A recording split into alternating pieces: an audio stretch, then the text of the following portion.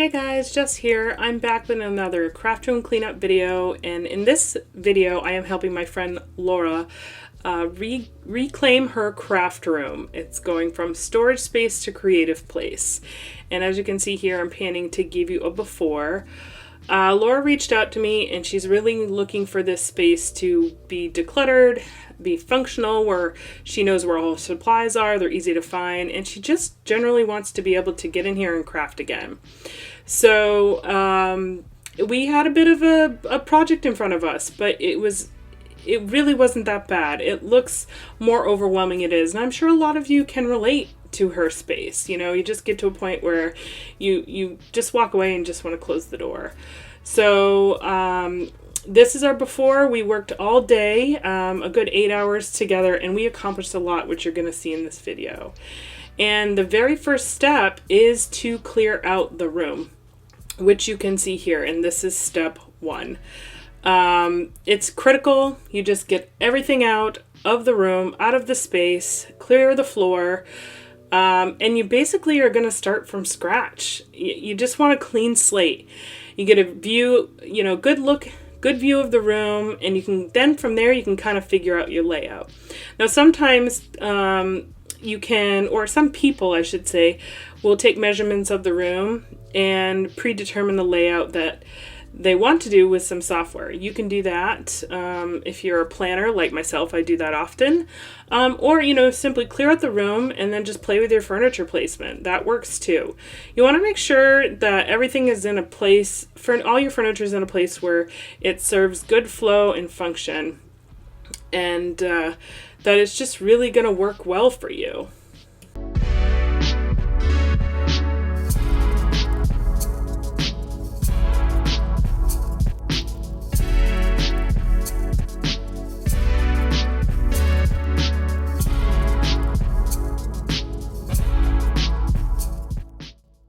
Now for Laura's space, we decided that what made the most sense was to actually put her desk in the middle of the room, and then she would have her cube cabinet and all her storage right behind her.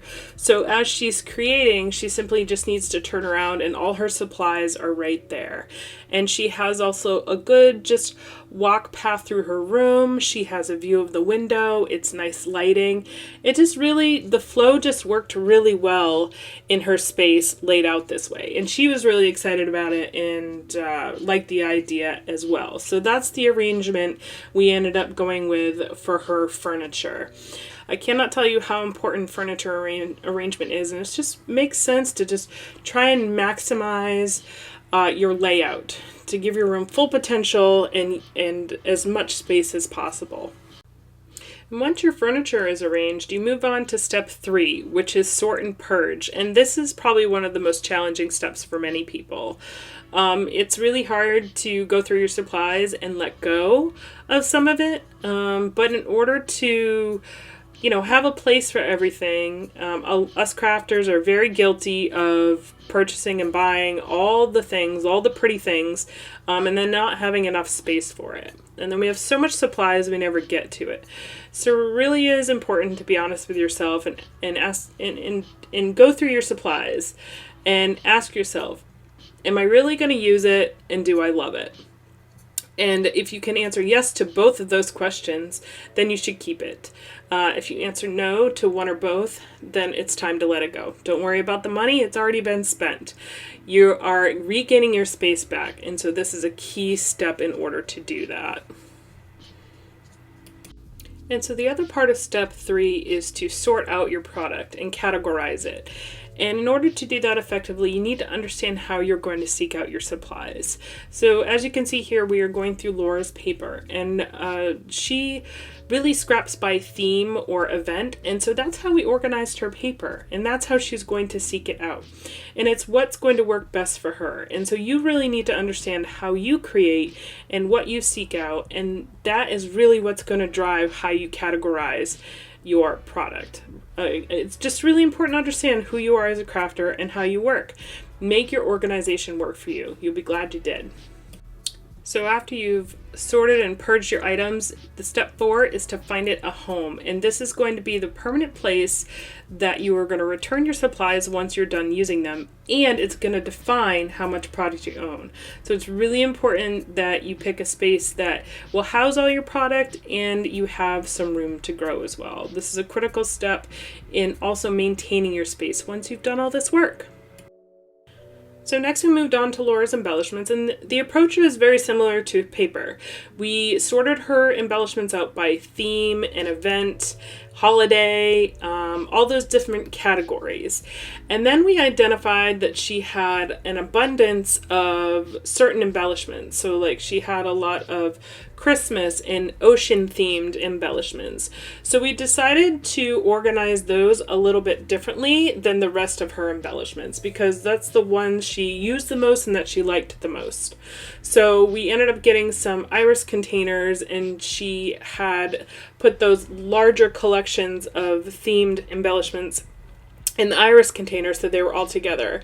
And then all the remainder of her embellishments ended up going in DVD and CD sleeves in a kind of a filing system. And it seemed to, she was really excited about it, seemed to work out well. And, you know, it's really important for you to, again, organize based on how you're going to seek out the product. And if you have a large collection, it's okay to organize that together. There is no one size fits all solution for organization. So remember that. You do what works best for you and what makes sense.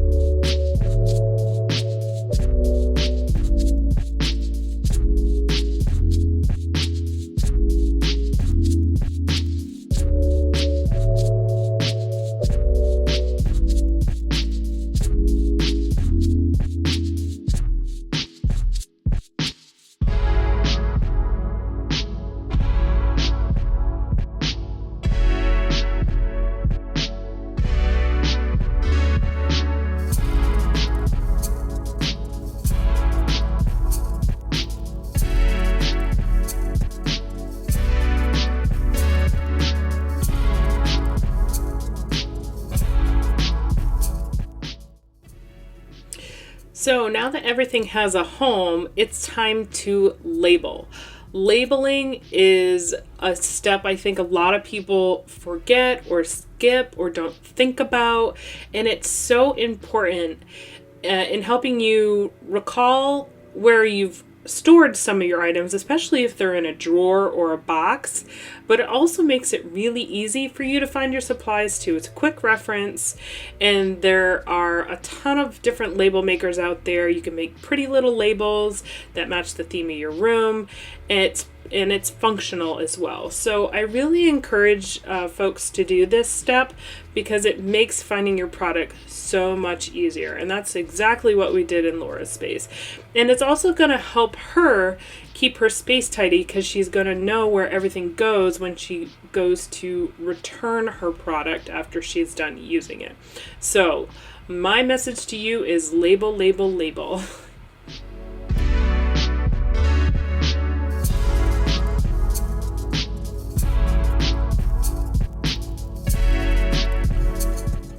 Step 6 seems pretty obvious, but is to put everything away. And what do I mean by everything? Well, we've gone through some major supplies that Laura had a lot of, paper and embellishments, but I'm talking about all the other stuff that you originally cleared out of the room and now you need to bring it back in. Your tools, your some other, your office supplies like your tape and your inks and all those little random bits and pieces that belong in your craft room, but are like secondary tools or extra supplies that you need and they weren't the primary product that you were focused on sorting, purging, and organizing.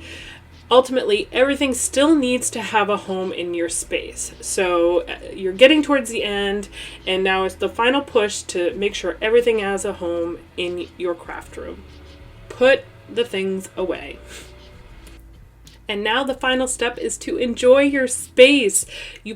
This is what you've been working up towards. All the sweat equity, all the purging and sorting and organizing has brought you to this very point in which you can now enjoy the fruits of your labor.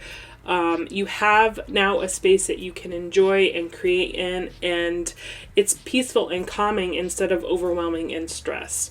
So relish in that. Enjoy your space. That is the whole purpose of this process, is so that you can finally enjoy the space.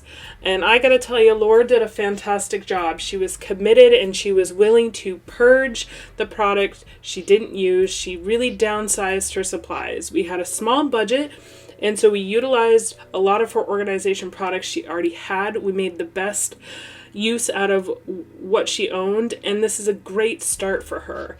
And we talked a lot about how she's going to evolve over time. She's going to continue to pay attention to what kind of scrapbooker she is, and so that she's going to continue to evolve her organization to meet those needs. But she couldn't be more thrilled with the end result. We have a really great organizational system for her. We have things categorized and labeled so she'll be easy to find. And it's also easy to grab so when she goes to her crop. So I'm so pleased with the way her room came out. I'm super thrilled with how committed she was and just her dedication to get this space done. It looks fantastic. I hope you guys have been inspired by this transformation, and I hope these tips and steps and tricks have been helpful in guiding you on how to get from a chaos and overwhelming, messy craft room to a serene, creative space.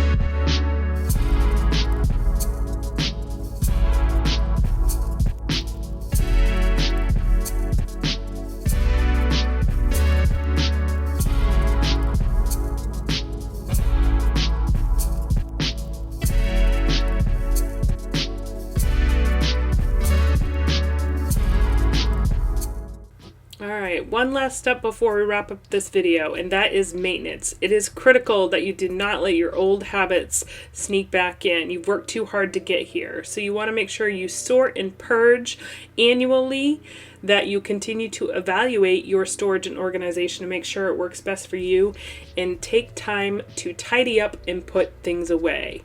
Keep your space clean by putting stuff away, and you are going to be able to enjoy it for years to come. I hope you guys enjoyed this video. Thank you so much for watching, and I'll see you again soon. Bye!